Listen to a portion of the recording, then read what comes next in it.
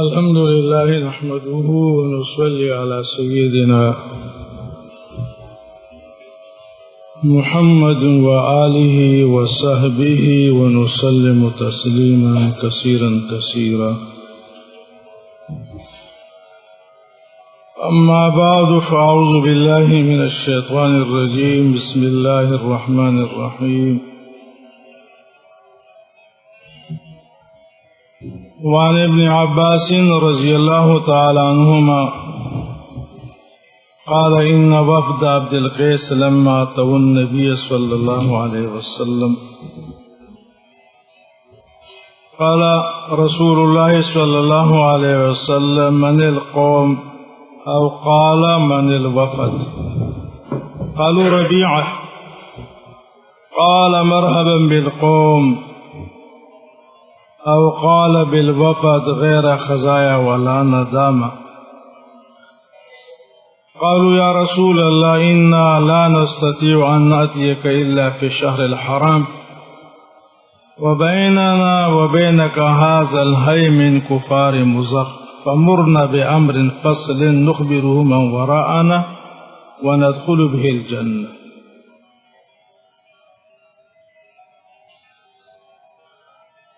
کتاب الایمان ہے.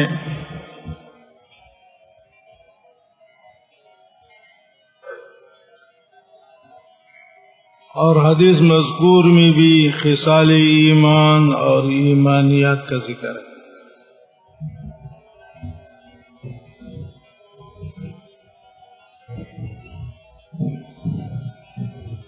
یہ حدیث مشہور ہے حدیث وفد عبد القیس کے نام سے. وفد عبد القیس.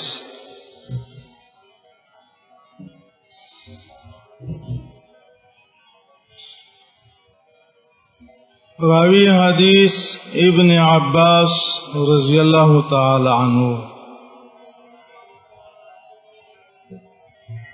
نام عبداللہ، ابن عباس کنیت. حضور کے چچزاد بھائی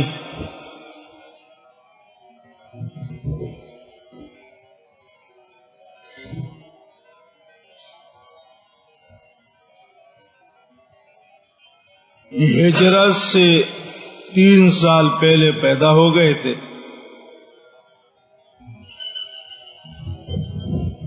اور حضور کے وصال اور وفات کے وقت حضرت ابن عباس کی عمر 13 سال تھی.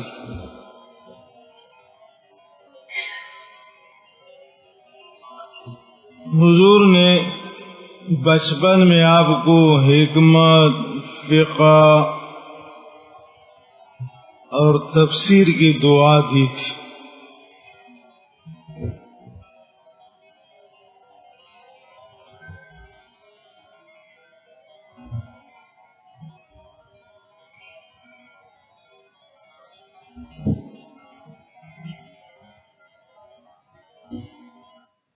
اور وہ دعا قبول ہو گئی اور آپ کو رئیس المفسرین کا لقب ملا. رئیس المفسرین.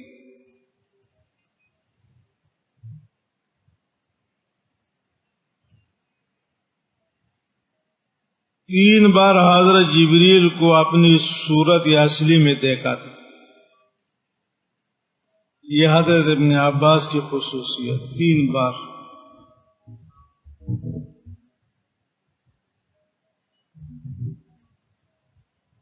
اور آخری عمر میں بینائی ختم ہو گئی تھی اور حضرت عبداللہ ابن زبیر کے زمانہ خلافت میں 71 سال کی عمر میں آپ نے وفات پائی.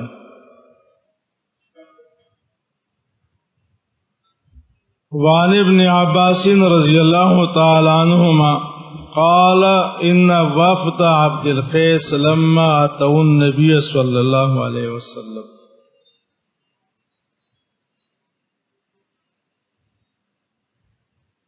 وفد جمع الوافد.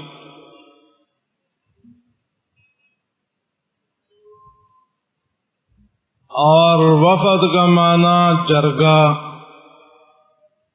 قوم کے منتخب نمائندے۔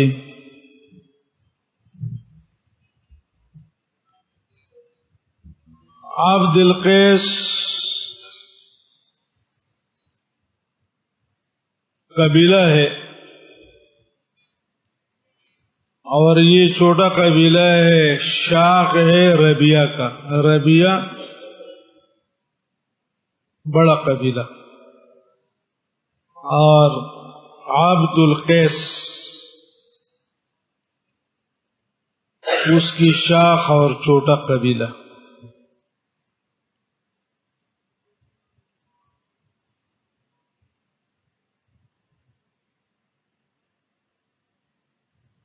اس وفد اور جرگے کے شان ورود اس طرح ہے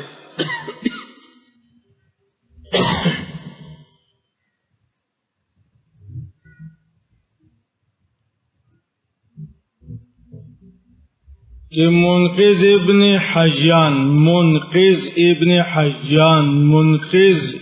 حیان نامی شخص بحرین سے بغرض تجارت مدینہ منورہ آیا تھا۔ وہ بحرین کے لوگ آتے تھے،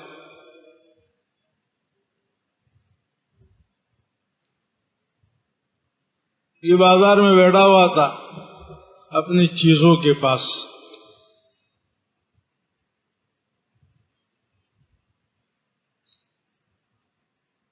وہاں سے حضور کا گزر ہوا،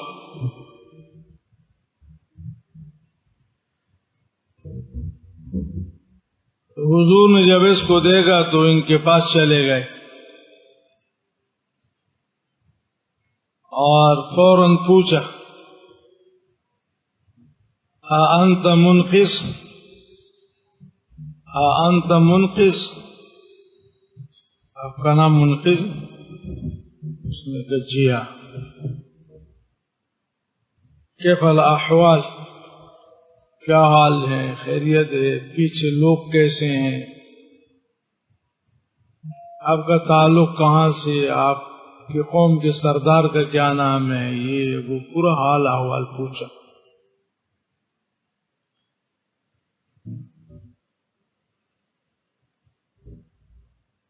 تو منقذ ابن حیان آپ کے عالی اخلاق اور مزاج سے بہت زیادہ متاثر ہو گئے۔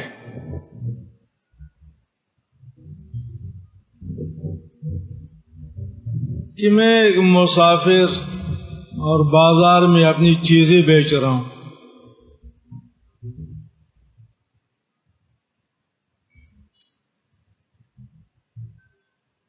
اور مدینہ منورے میں آپ کا ایک نام ہے اور شہرت ہے، عزت ہے، آپ میرے پاس آئیں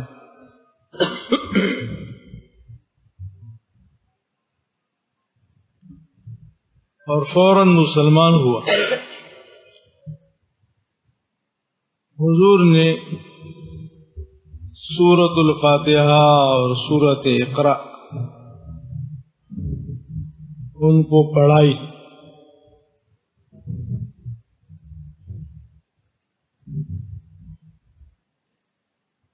پھر حضور نے منقذ ابن حیان سے قبیلے کے سردار کے بارے میں پوچھے کہ اس کا نام کیا ہے۔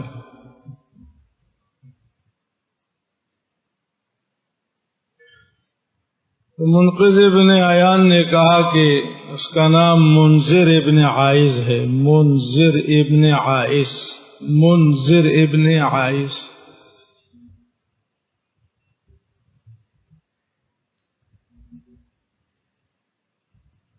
حضور نے سردار کے نام ایک خط لکھوایا، اس میں دعوت اسلام، ہدایات، اور اس سے کہا کہ جب آپ بحرین جائیں تو سردار صاحب کو یہ خط دے دینا۔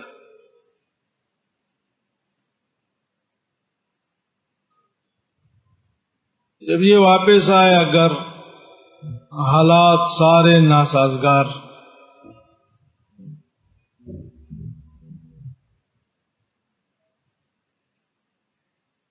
تو اپنے اوراد کلمات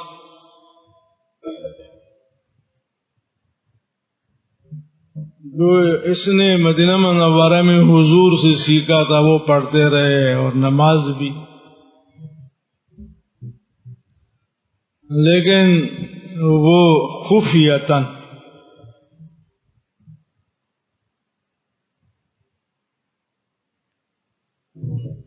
اس کی بیوی سردار جی کی بیٹی تھی، منذر ابن عائز کی بیٹی تھی.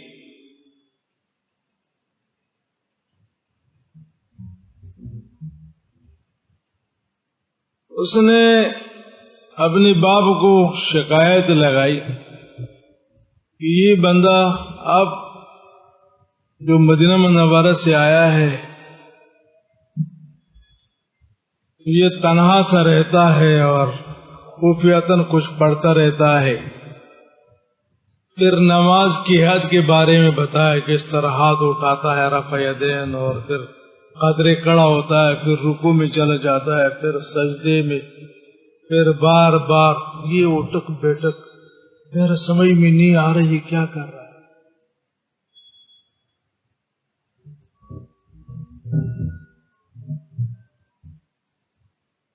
سسر نے، سردار نے، منذر ابن عائز نے اس کو بلایا.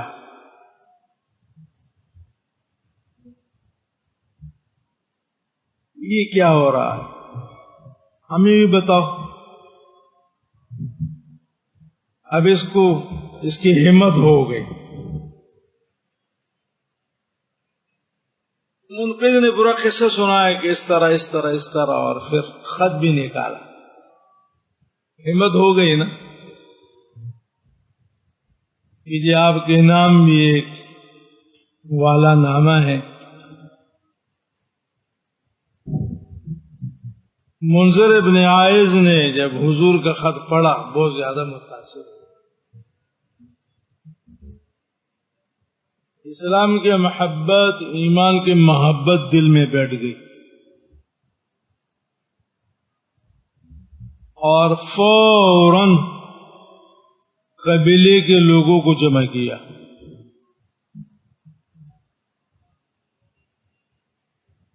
حضور کا خط سنایا، حالات بتائیں،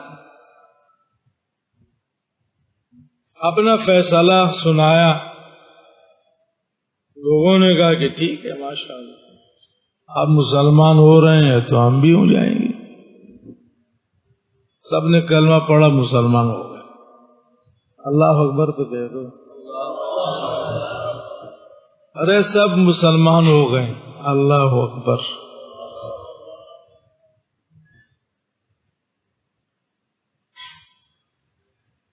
لیکن فردن فردن قبیلے کے افراد کا آنا سیکھنے کے لیے مدینہ منورہ بہت مشکل.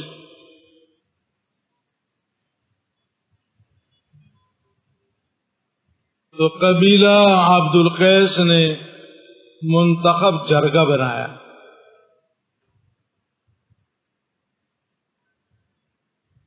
ایک نمائندہ جماعت بنائی، قوم کے ترجمان، کہ آپ جائیں حضور سے ملاقات کریں اور مزید اعمال جائز ناجائز کے بارے میں پوچھیں.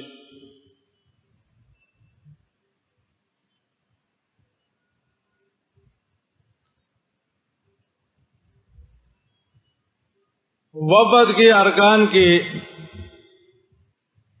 تعداد میں روایت مختلف ہے. ایک روایت میں 14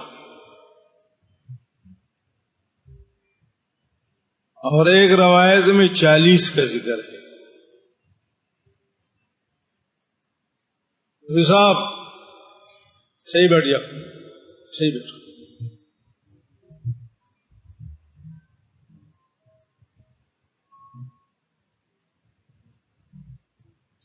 منتخب جرگے کے ممبران ایک روایت میں 14 اور دوسرے روایت میں 40.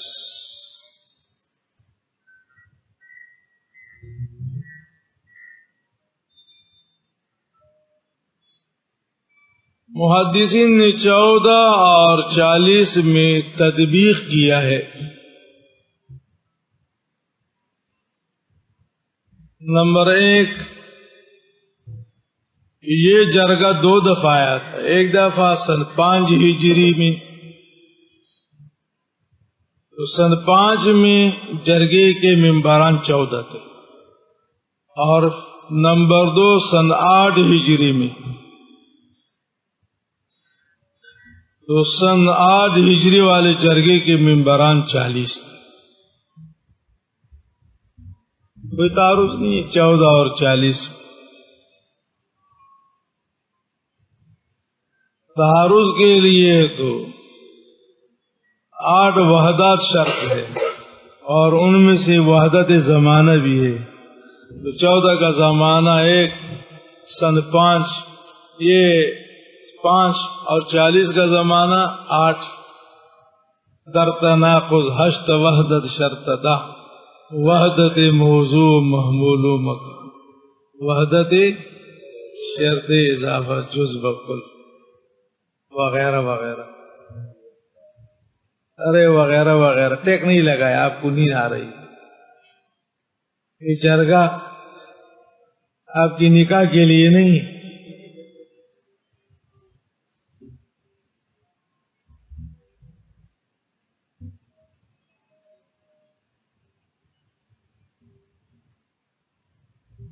نمبر 2، تطبیق. یہ جرگہ ایک ہی دفعہ آیا تھا،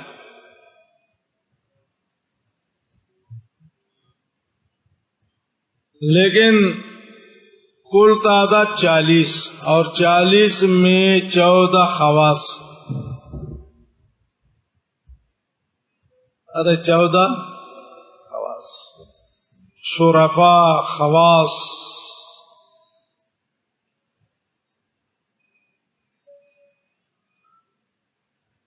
اس لیے بعض روایتوں میں 14 کا ذکر ہے تو انہوں نے خواص کو لیا. جس روایات میں 40 کا ذکر ہے تو انہوں نے کل کو لے لی. کل، کوئی تعارض نہیں ہے.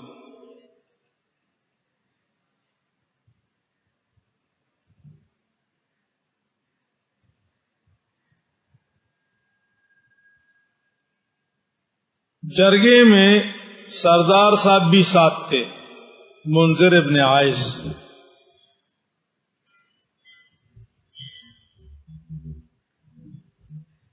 جب یہ وفد مدینہ منورہ کے قریب پہنچا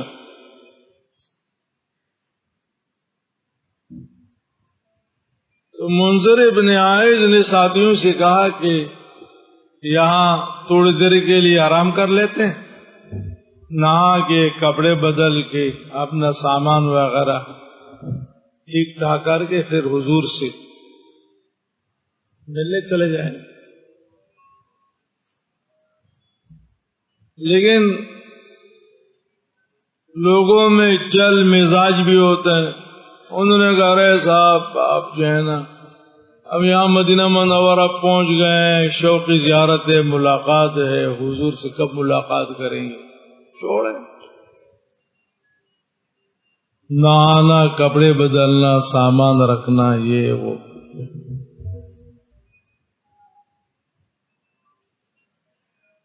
سردار نے کہا ٹھیک ہے، میں تو اس طرح نہیں جاتا. سردار صاحب کے علاوہ باقی جرگے کے ممبران چلے گئے، انہوں نے حضور سے ملاقات کی. حضور نے سردار کے بارے میں پوچھا کہ منذر ابن عائس کون ہے اور کہاں ہے؟ انہوں نے بتایا کہ جی وہ پیچھے آ رہا.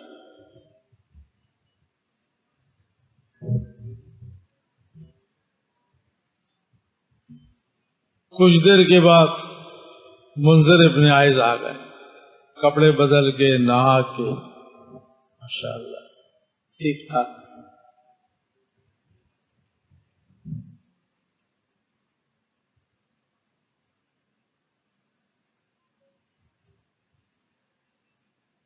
حضور نے اس کا استقبال کیا، قریب ساتھ بٹھایا،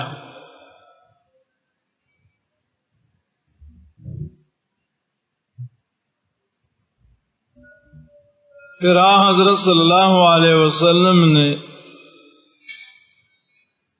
جرگے سے پوچھا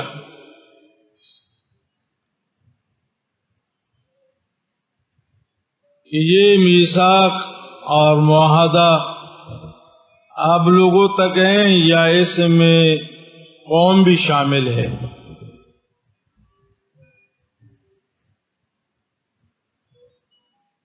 اس لیے کہ ابھی بیعت ہوگی نا، کچھ معاہدے ہوں گے، تو یہ معاہدے تمہارے ذات تک اور یا تم قوم کے نمائندے ہو وہ بھی اس میں شامل ہوں۔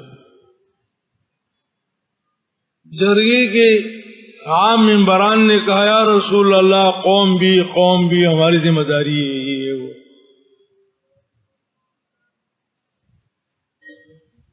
سردار نے کہا یا رسول اللہ نہیں، ابھی یہ معاہدہ ہمارے ذات تک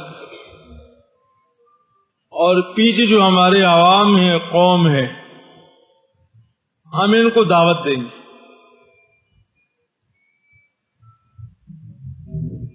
اگر انہوں نے ہماری بات مانی تو ٹھیک ہے، نہیں تو ان کے پھر قتال کریں گے۔ اور یہ دین اور عقائد کا مسئلہ ہے، اور عقیدہ بہت اہم معاملہ ہے، عقیدے کے بارے میں ہم کسی کی ذمہ داری نہیں لے سکتے۔ ٹھیک ہے دعوت دیں گے، مان لیا تو ٹھیک ہے، نہیں تو قتال کریں گے، لیکن یہ کہنا کہ جی وہ بھی اس کے پابند ہوں گے، یہ ذمہ داری ہم نہیں لے سکتے۔ یہ سن کر کے حضور بڑے خوش ہو گئے، اور آپ نے خان صاحب کی اور سردار جی کی تعریف کی کہ ان فیک لخصلتین یحبہم اللہ، الحلم والاناۃ۔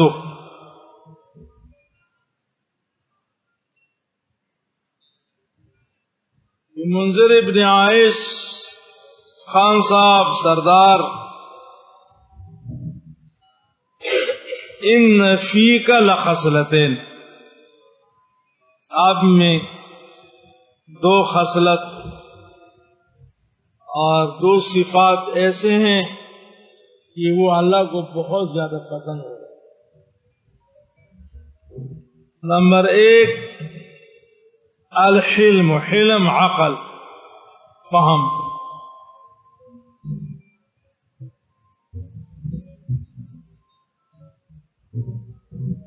اور نمبر دو والاناۃ، بردباری، تثبت۔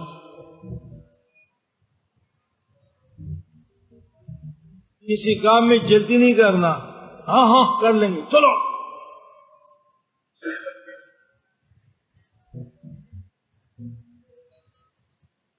وہ جو آنے میں اہتمام سے آنے میں جو تاخیر وغیرہ، یہ بھی حضور کو پسند آئی، اور یہ جو فیصلہ کیا یہ بھی حضور کو بڑا پسند آیا۔ ان فیک لخصلتین یحبہم اللہ، الحلم والاناۃ، حلم عقل فہم سمجھ۔ پوا نہ پوا سڑے نہیں، پوا سڑے ستا پوا اللہ پاک درے رفاش، والاناۃ تثبت، بردباری۔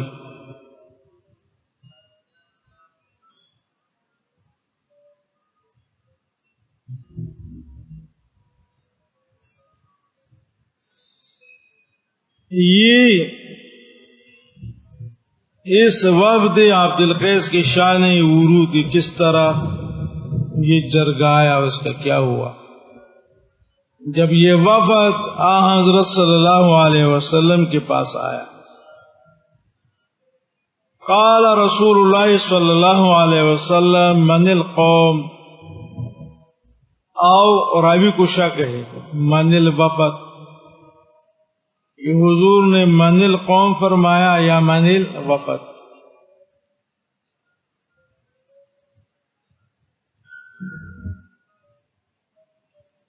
اور قانون یہ ہے کہ مقام شک میں جہاں او ہو تو اس کے بعد آپ قال مقدر پڑھیں گے، او قال من الوفد، او قال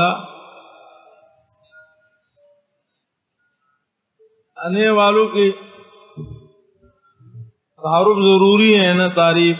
حضور نے فرمایا من القوم، من القوم کون لوگ ہیں، کون لوگ،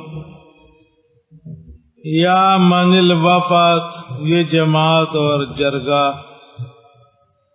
جی کون ہے؟ قالوا ربیعہ، خبر ہے برائے مبتدا محذوف نحن ربیعہ،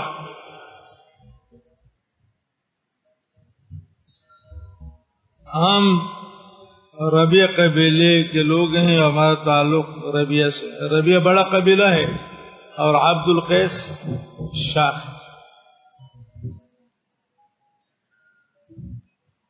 قال مرحبا بالقوم او قال بالوفد غیر خزایا ولا نداما، اللہ اکبر۔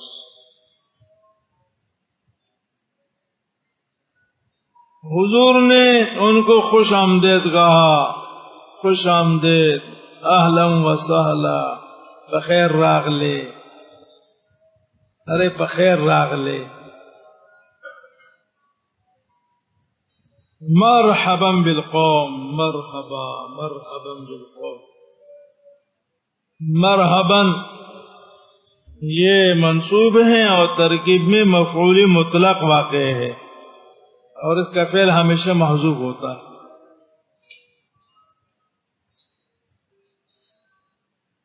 مرحبا بالقوم کا کیا معنی؟ خوش آمدید، ترہیبی کلمات، خوش آمدید، خیر مقدم، بخیر راغلے۔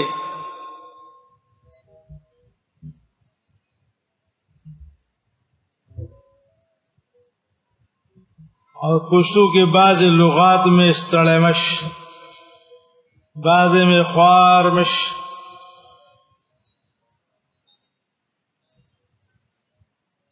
یہاں بھی راوی کو شک ہے کہ حضور نے لفظ قوم فرمایا یا وفد، اور مزید فرمایا غیر خزایا ولا ندامہ۔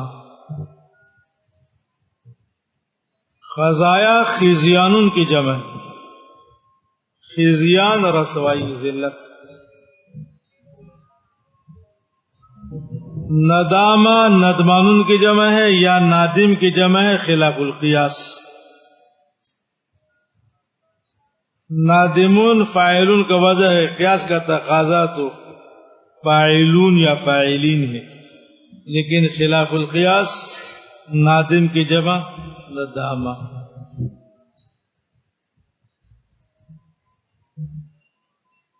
نادم یا ندمان کا معنی پیشیمان، ارے پیشیمان نادم، اپنے کیے پہ ندامت اور پیشمانی۔ غیر خزایا ولا ندامہ ترکیب میں یہ حال واقع ہے، غیر خازیین ولا نادمین۔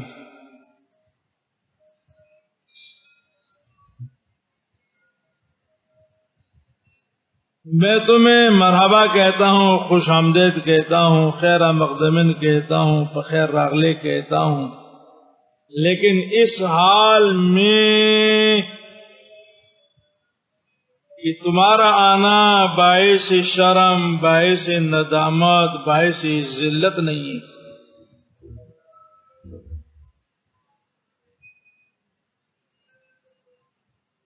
اس لیے کہ بغیر قتال کے، بغیر قید و بند کے آپ آئے ہیں اپنی مرضی سے، قیدی بن کے تو نہیں آئے نا، آزاد آزاد آزاد۔ وہ سب صحیح بیٹھ جائے یار۔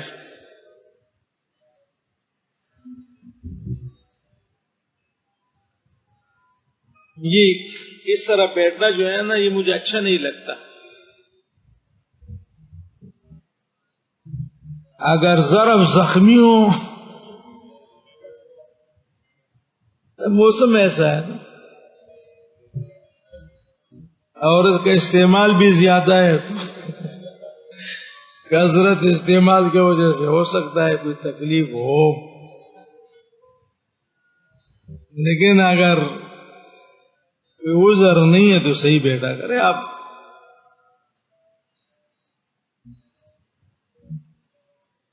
مربع بیٹھے، کس طرح بیٹھے، لیکن یہ جو بیٹھک ہے نا، یہ سستی ہے، جالب نوم ہے. درس اور درسگاہ یہ حالت بیداری ہے. مولوی صاحب کی طرح آستینیں چڑھا کر کے، مجھے ایسا بندہ چاہیے جو آستین چڑھا کے بیٹھ جائے.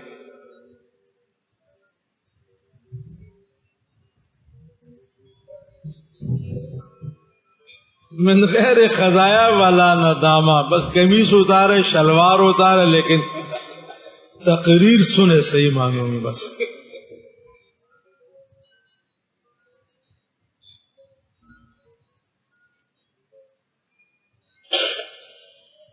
کوئی مسئلہ نہیں.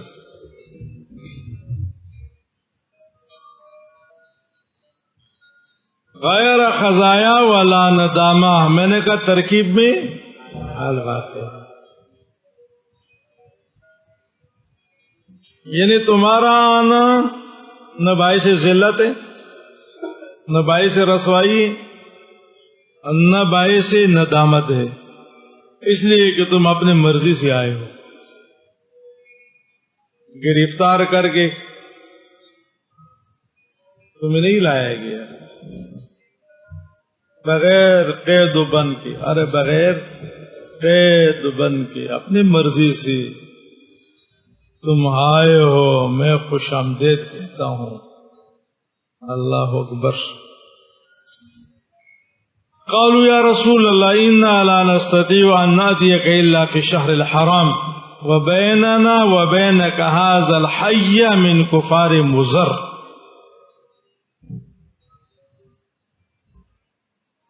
اب جرگہ ہے نا، کچھ ہے تو یہ آئے ہیں، تو اب جرگے نے یہ اظہار خیال فرمایا ان لا نستطيع ان ناتيك الا في الشهر الحرام. دل چاہتا تو یہ ہے کہ ہم ہر وقت مدینہ پاک آئیں، یہ آنا جانا رہے، لیکن ہر وقت ہم نہیں آ سکتے،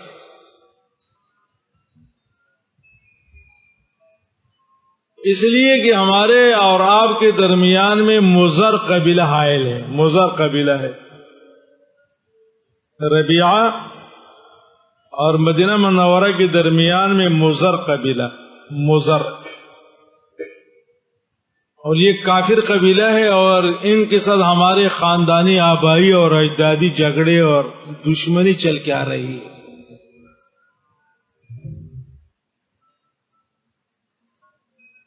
ہاں الا فی الشہر الحرام، شہر حرام سے مراد یہ جنس ہے، اور تمام اشہر الحرم مراد ہے، رجب، ذی قعدہ، ذی الحجہ، محرم. ہمارا معاہدہ ہے کہ اشہر الحرم میں یہ 4 مہینوں میں ہم نہیں لڑیں گے، اور یا شہر حرام سے مراد ماہ محرم ہے.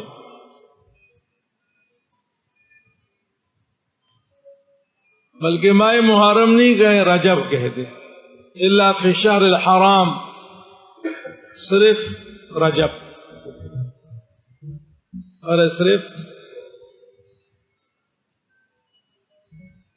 اس لیے کہ کفار مضر وہ رجب کا احترام کرتے تھے، اور وہ فقط رجب کی حرمت کے قائل تھے.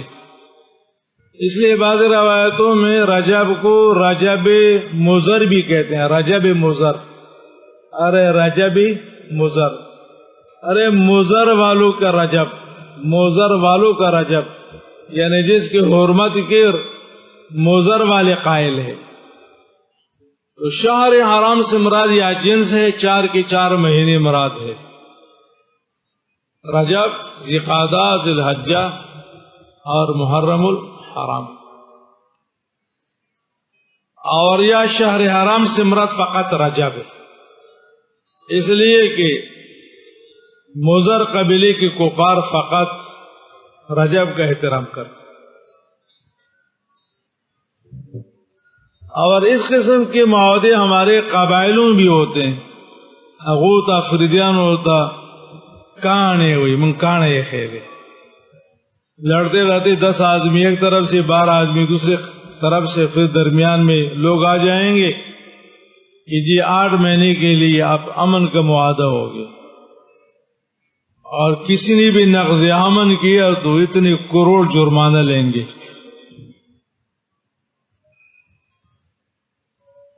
تو جرگے نے کہا یا رسول اللہ انا لا نستطيع ان ناتيك الا في شهر الحرام، ہم آپ کے پاس نہیں آ سکتے، استطاعت نہیں رکھتے آنے کی مگر فی شہر الحرام. مراد اگر جنس ہو تو پھر 4 مہینے، مراد جنس نہ ہو تو پھر رجب. اور وجہ یہ جملہ ماقبل جملے کے لیے کل علت ہے انا لا نستطيع ان ناتيك کے لیے. کیوں؟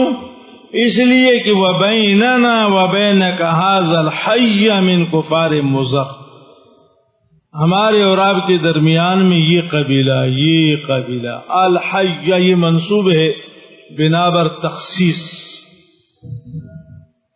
ارے بنابر تخصیص، یہ جو قبیلہ ہے نا مضر قبیلہ، یہ حائل ہے، اور ان سے ہماری بڑی خاندانی دشمنی چلتی آ رہی. فَمُرْنَا بِأَمْرٍ فَصْلٍ نُخْبِرُ بِهِ مَنْ وَرَاءَنَا وَنَدْخُلُ بِهِ الْجَنَّةَ. فَمُرْنَا بِأَمْرٍ فَصْلٍ، فصل مصدر ہے، اور مصدر کبھی مبنی للفاعل اور کبھی مبنی للمفعول ہوتا ہے.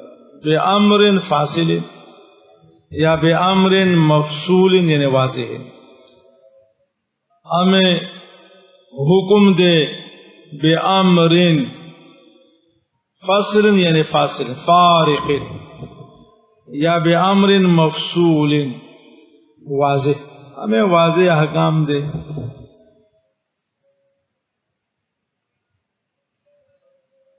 نخبر به من وراءنا، کہ اس کی خبر پیچھے والوں کو ہم دے، وندخل به الجنہ، اور خود بھی اس پر عمل کر کے جنتی بن جائے. تو عمل سے جنتی بنیں گے نا، تو مانا کیا کریں گے؟ وندخل به الجنہ، کہ اس پر ہم عمل کریں، یعنی اس سے ہم جنت داخل ہو جائیں. تو داخل تب ہوں گے جنت میں کہ جب عمل کریں گے. پیچھے والوں کو بھی بتائیں اور اس سے ہم خود بھی جنتی بن جائیں. وَسَأَلُوهُ عَنِ الْأَشْرِبَةِ، اب چونکہ یہ مسلمان تو ہو گئے تھے اور ان کو شراب کی حرمت کا پتہ چلا تھا، لیکن انہوں نے پوچھا عن الاشربہ،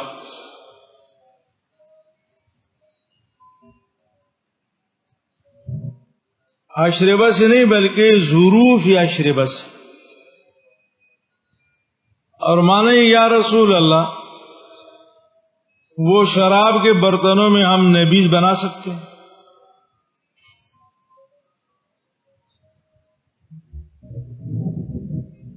ارے ظروف شراب وہ برتن اور وہ ظروف جس میں شراب بنتے تھے، تو کیا ان ظروف میں ہم نبیذ بنا سکتے ہیں؟ نبیذ کے لیے اس کو استعمال کر سکتے ہیں؟ عن الاشربہ، ان ظروف کے بارے میں پوچھا. فَأَمَرَهُمْ بِأَرْبَعٍ وَنَهَاهُمْ عَنْ أَرْبَعٍ، حضرت صلی اللہ علیہ وسلم نے ان کو 4 چیزوں کا حکم دیا اور 4 چیزوں سے منع فرمایا.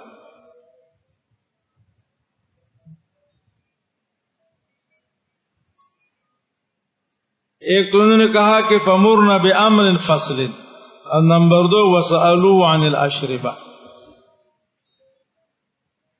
فَمُرْنَا بِأَمْرٍ فَصْلٍ نُخْبِرُ بِهِ مَنْ وَرَاءَنَا وَنَدْخُلُ بِهِ الْجَنَّةَ فَأَمَرَهُمْ بِأَرْبَعٍ وَسَأَلُوا عَنِ الْأَشْرِبَةِ تو نَهَاهُمْ عَنْ 40. لگا کہ نہیں لگا؟ نہیں لگا.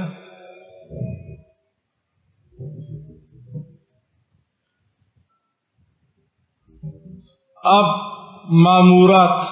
نمبر 1 امرہم بالایمان باللہ وحدہ. ایمان باللہ وحدہ کا کیا معنی؟ توحید. امرہم بالتوحید. قال اتدرون ما الایمان باللہ وحدہ. حضور نے حاضرین سے، جرگے والوں سے پوچھا کیا تمہیں ایمان باللہ وحدہ کا پتہ ہے؟ قالوا اللہ ورسولہ اعلم.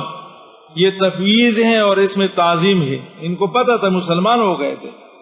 ارے مسلمان تو توحید سے مسلمان ہوتا ہے، یہ تو مسلمان ہو گئے تھے. لیکن آگے یہ کہنا کہ اللہ ورسولہ، یہ تفویض ہے، تفویض، اور مقصود تعظیم، احترام.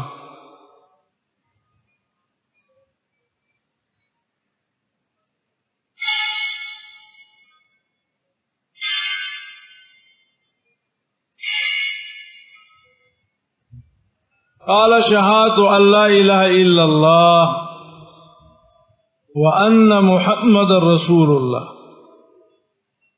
یہ ایمان باللہ شہادتین. ارے ایمان باللہ شہادتین.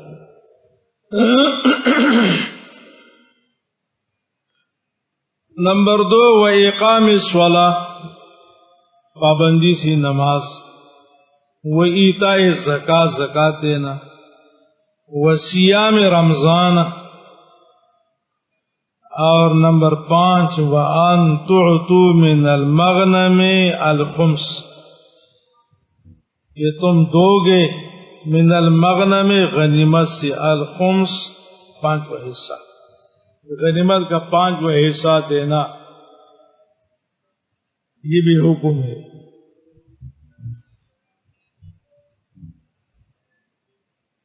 بات ایسا. اب یہاں اشکال یہ ہے کہ تفصیل اجمال کے مطابق نہیں.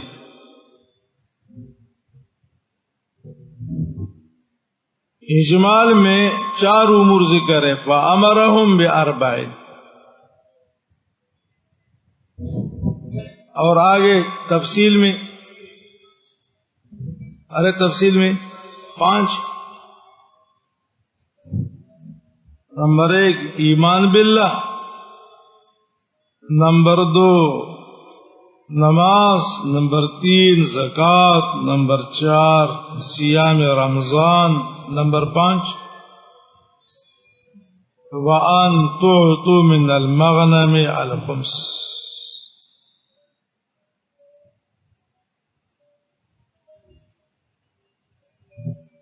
مولانا سوال معقول ہے کہ نہیں؟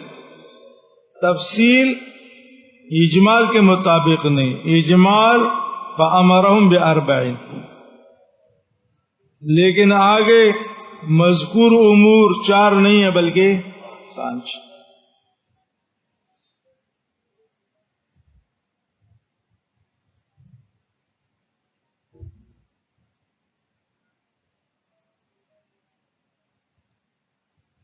جواب نمبر 1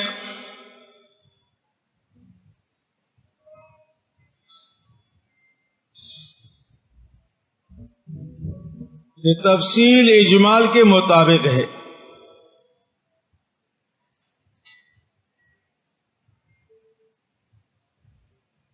اس لیے کہ ایمان باللہ یہ معمور بھی ہی نہیں ہے، امرہم باربعین کا معمور بھی ہی نہیں ہے، بلکہ حضرت صلی اللہ علیہ وسلم نے ایمان باللہ یا شہادتین کا ذکر کیا بطور تبرک اور تمہید۔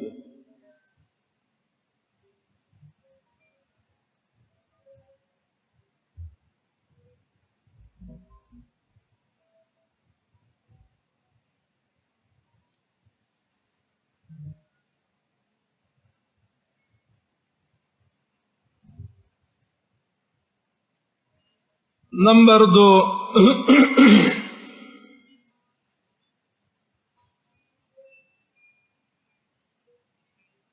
حضرت صلی اللہ علیہ وسلم نے وعدہ تو 4 کا فرمایا تھا، فَأَمَرَهُمْ بِأَرْبَعٍ،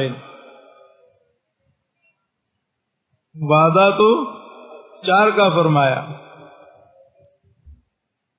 لیکن آگے اپنے طرف سے ایک اور معمور بھی کا اضافہ فرمایا، اپنے طرف سے وعدہ 4 کا تھا، لیکن مزید ایک معمور بھی کا اضافہ فرمایا، علی طریق اسلوب الحکیم۔ ارے یار، علی طریق اسلوب الحکیم، تلخیص اور مختصرمانی میں آپ نے پڑھا ہوگا۔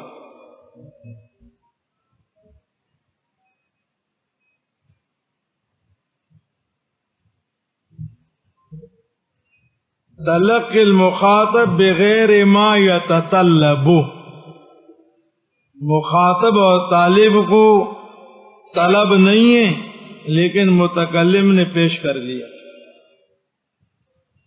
لفائدۃ، اس میں بھی مخاطب کا فائدہ ہے۔ تو وعدہ 4 امور کا وعدہ، لیکن ایک مزید امر کا اضافہ فرمایا، اور اس امر کا اضافہ اور زیادت اعلی طریق اسلوب الحکیم، یعنی مخاطب کے فائدے کے لیے۔ ارے مخاطب کی کہ تمہارے فائدے کے لیے یہ بھی بتاتا ہوں، اور وہ یہ کہ جب جرگہ اور ربیہ قبیلے کے لوگ مسلمان ہو گئے تو دیگر ایمان اور اسلام کا تقاضا تو نماز ہے، زکوٰۃ ہے، روزہ ہے، وغیرہ وغیرہ، لیکن اسلام کے بعد اب گھر میں بیٹھنا تو نہیں ہے نا،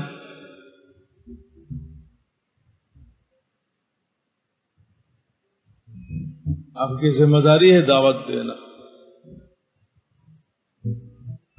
جو مان لیے اچھی بات ہے، جو نہیں مانے تو ان کے ساتھ پھر قتال ہے، اور ظاہر ہے جب آپ قتال کریں گے تو مال غنیمت ہاتھ لگے گا، تو اس لیے میں تمہیں مال غنیمت کا حکم بھی بتاتا ہوں۔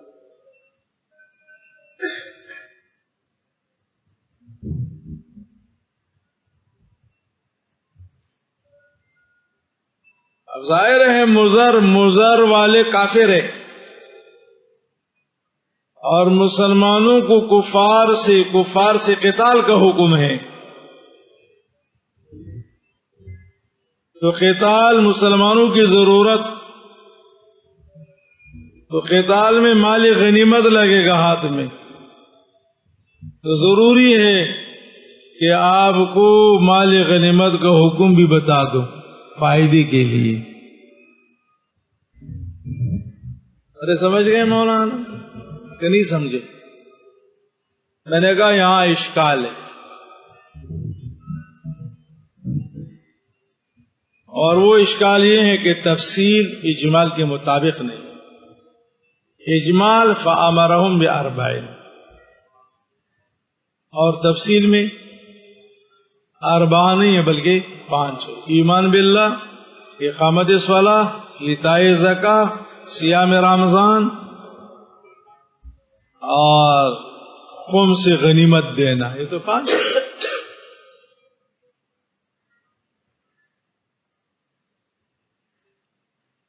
تو ایک جواب ایمان باللہ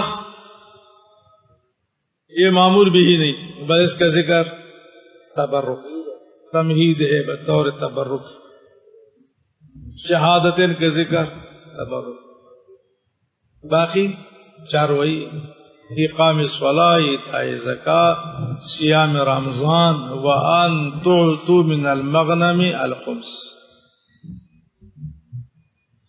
دوسرا جواب، یا حضرت صلی اللہ علیہ وسلم نے 4 کا وعدہ فرمایا اور تفصیل میں 4 پہ ایک امر خامس کا اضافہ فرمایا، وعدہ 4 کا، فَأَمَرَهُمْ بِأَرْبَعٍ، وعدہ آواز نہیں آئی، وعدہ اور امر خامس کا اضافہ فرمایا، عَلَى طریقت اسلوب الحکیم،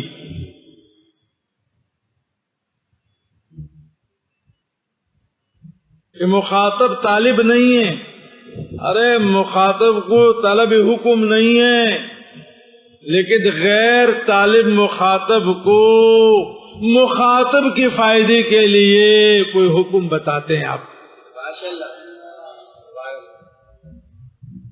تلقی المخاطب بغیر ما یتطلب، تلخیص کی عبارت ہے، اس کو کہتے ہیں اسلوب الحکیم۔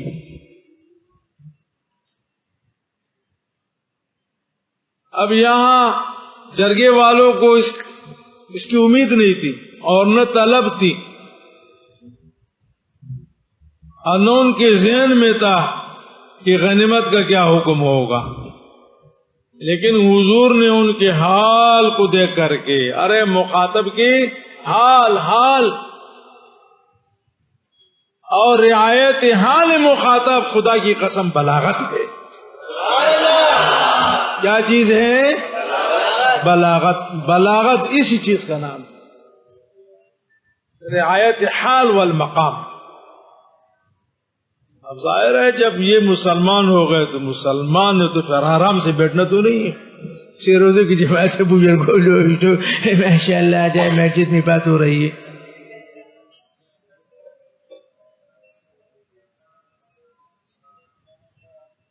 یہ تو معذرت خوانہ لہجہ ہے، بھائی بزرگ مسلمان ہے بدقسمتی سے۔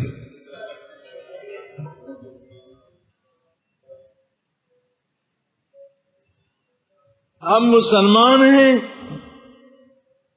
نماز فرض ہے، اذان ہو چکی ہے فوراً جائیں، ورنہ 20 کوڑے اس کو لگائیں، پھر بھی نہ جائیں تو ان کو گرفتار کر کے جیل لے جائیں۔ حکم تو یہ، آپ ان کو دعوت دے دیتے ہیں، وہ کہتے ہیں ہاں ہمیں پتہ ہے، جائیں آپ، ہمیں پتہ ہے۔ تو یہ انکار نہیں ہے مولانا، یہ انکار ہے کہ نہیں؟ ہمیں پتہ ہے۔ وَإِلَى اللَّهِ الْمُشْتَكَى وَبِهِ الْمُسْتَعَانُ، تبلیغان خلق کافر کو۔ تو آپ جب مسلمان ہو گئے، اب مسلمانوں کا حال کیا ہے؟ آرام سے نہیں بیٹھنا،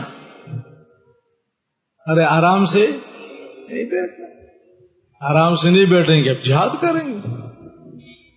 جہاد میں آپ مسلمان ہیں، اخلاص ہوگا، فتوحات ہوں گے، فتوحات میں مال غنیمت ہاتھ لگے گا، تو مال غنیمت کا حکم بھی سن لو، کام آنے والی چیز ہے۔ ارے بابا کام آنے والی چیز ہے، یہ پگڑی والا یا وہ دوسرا ہے کوئی؟ پگڑی کیوں اتر گئی؟ پگڑی بھی شرمندہ ہے۔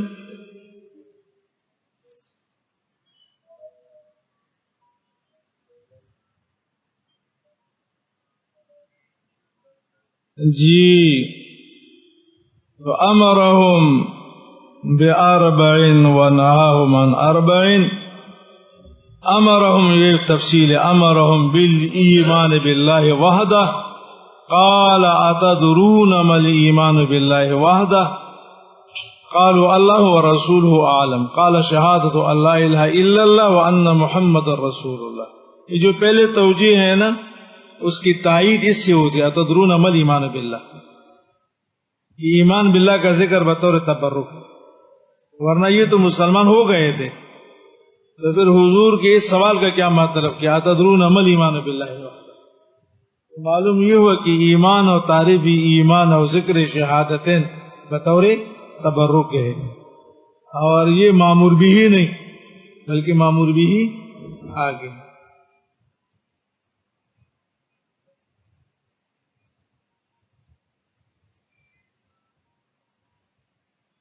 وَنَهَاهُمْ عَنْ أَرْبَعٍ، اور حضرت صلی اللہ علیہ وسلم نے 4 برتنوں کے استعمال سے منع فرمایا۔ یہ دوسرے سوال کا جواب ہے۔ وَسَأَلُوا عَنِ الْأَشْرِبَةِ، ظروف کے بارے میں انہوں نے سوال کیا۔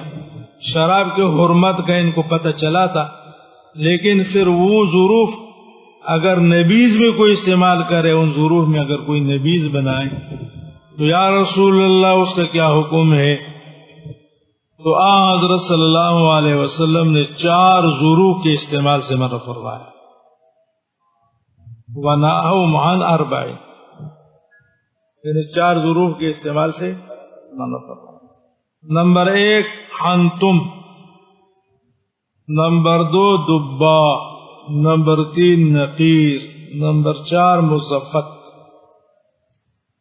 حنتم مٹی کا مٹکا، مٹی کے سبز رنگ کا مٹکا، حنتم مٹی کے سبز رنگ کا مٹکا، حنتم مٹی کا ہے لیکن اس کو سبز رنگ دے دیتے تھے اور اس میں لوگ شراب بناتے تھے۔ یہ گرمی کے موسم میں یہ ستو والے اور یہ والے آپ نے دیکھا ہوگا، ان کے پاس سبز نہیں بلکہ لال رنگ کے مٹکے ہوتے ہیں۔ یہ مٹکا حنتم مٹکا۔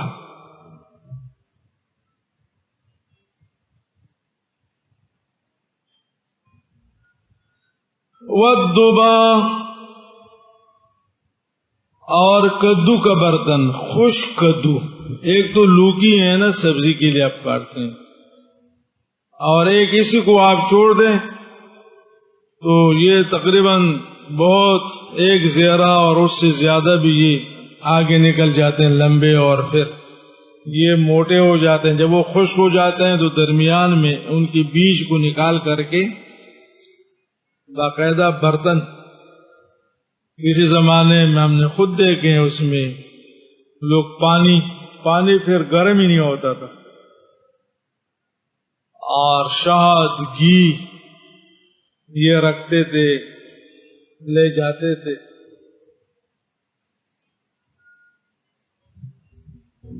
اور پرندوں کے پنجری بھی اسے ہم بناتے تھے۔ یہ جو موٹا کدو ہے نا، گول کدو جو ہے، اس کو چھوڑ کر کے یہ مٹکے کے برابر ہو جاتا تھا، اور پھر مخصوص طریقے سے اس کا سر کاٹ کر کے، اور وہ اندر جو مغز ہے یا اس میں بیج وغیرہ، اس کو چاقو سے یا چوری سے یا کسی چیز سے پروچتے، نکالتے بالکل وہ اتنا، اور پھر آرام سے اس میں سوراخ پنجرا، اس میں پرندے رکھتے تھے۔ میں نے بھی پرندے پالے باقاعدہ، اس میں چھوٹی چھوٹی کھڑکیاں اور ایک بڑی کھڑکی جس کے ذریعے سے پرندہ اندر جاتا پھر نکالتے۔ تم لوگوں نے تو صرف کانے والے لوکی دیکھے، ارے کانے والے اور حلوہ والے، اور ہم نے کام والے دیکھے ہیں۔ تو اس خشک کدو کے برتن، اس میں شراب بنتی تھی۔ والنقیر، اور کھجور کی تنے کا برتن، کھجور کا تنا جو نیچے حصہ ہے اس کو کاٹ کر کے اور درمیان کو خالی کر کے تو کھجور کے تنے کا اور یا کسی اور لکڑی کا برتن جس کا درمیان خالی ہو، اس میں بھی لوگ شراب بناتے تھے. اور لکڑی کے یہ برتن، یہ کاسے میں نے خود دیکھے ہمارے علاقوں میں، شمالی علاقہ جات میں، کوستان اور چترال اور گلگت میں باقاعدہ اس طرح لکڑی کے برتن، لکڑی کے پیالے، یہ ابھی تک وہی ان علاقوں میں دکانوں میں پڑے رہتے تھے، بڑے بڑے تال. تو نقیر لکڑی کا، ارے لڑکی کا نہیں،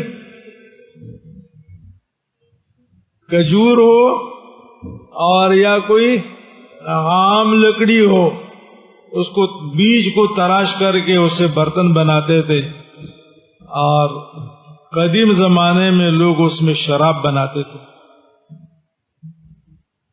والمزفت تارکولی برتن ہے اور اس کے اوپر تارکول لگا دیتے تھے. مزفت تارکولی برتن، تارکولی برتن. تو مٹکا، سبز مٹکا جس میں شراب بنتی تھی. اسی طرح کدو کا برتن، نقیر کھجور کے تنے کا یا لکڑی کا، مزفت تارکولی برتن. اب جب شراب حرام ہو گئی، اب مسئلہ یہ نکلا کہ اب ان ظروف کا کیا حکم ہے. تو حضرت صلی اللہ علیہ وسلم نے نبیذ کے لیے ان ظروف کے استعمال سے منع فرمایا، اور فرمایا نہیتکم عن النبیذ الا فی سقاء. سقاء مشکیزوں میں اسقیوں میں، مشکیزوں میں نبیذ بنائیں، ان برتنوں میں نہیں بنائیں. فاشربوا فی الاسقیۃ کلھا ولا تشربوا مسکرا. جتنے مشکیزیں ہیں اور ان مشکیزوں میں نبیذ ہیں وہ حلال ہے، پیا کرے. مسکر جس میں نشہ ہے، نشاور نبیذ نہیں پیے.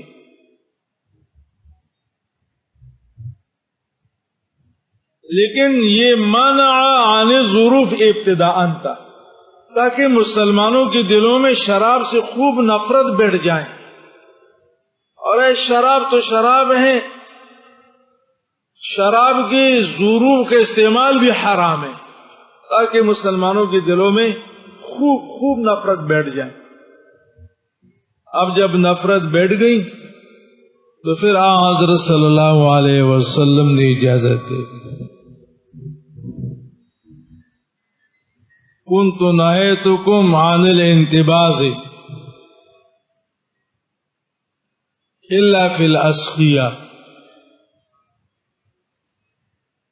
اب حکم یہ کہ فانتبذوا في كل وعاء ولا تشربوا مسکرا. فانتبذوا في كل وعاء، اب اجازت.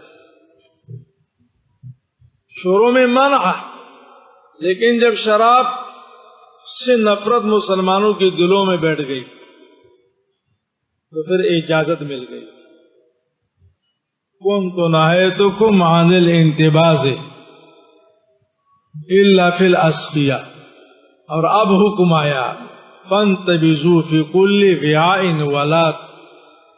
ولا تشربوا مسکرا. تو فرمایا چونکہ یہ ابتدا کا زمانہ ہے تو 4 برتنوں کے استعمال سے، 4 ظروف کے استعمال سے منع فرمایا. حنتم کا معنی آواز آنی چاہیے، یہ مقام امتحان ہے. حنتم کا معنی سبز رنگ کا مٹکا. دبا کدو کا برتن، نقیر کھجور کے تنے کا یا ون نقیر وہی ہو گیا. والمزفت تاکولی برتن. وقال احفظوهن واخبروا بهن من وراءكم. قال کا فاعل حضور ہے، آپ نے فرمایا ان کو خوب یاد کریں اور ان کی خبر دے دے من وراءکم پیچھے والوں کو. متفق علیہ کما وعد ولفظہ للبخاری. معنی میں صحیحین کا اتفاق ہے، لیکن جو موجودہ متن ہے اور الفاظ حدیث ہے یہ بخاری کی ہے، اور مسلم کے الفاظ میں کچھ رد و بدل ہے. وصدق رسول اللہ صلی اللہ علیہ وسلم.